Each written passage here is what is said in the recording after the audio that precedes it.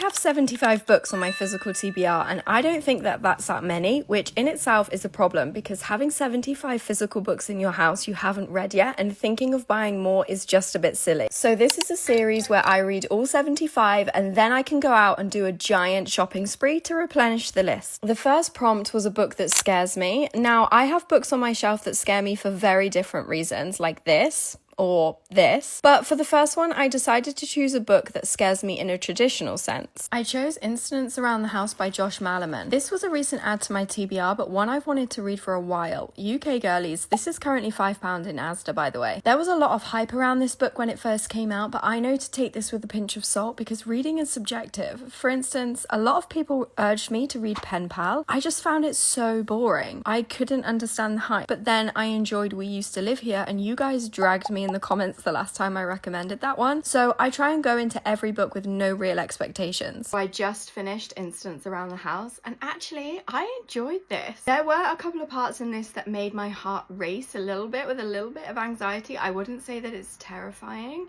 but it is a little bit anxiety inducing. I think it's the pace and the way things are described, especially scenes where like mom, dad and Bella are talking and then you know that other mummy is like creeping closer in the background somewhere.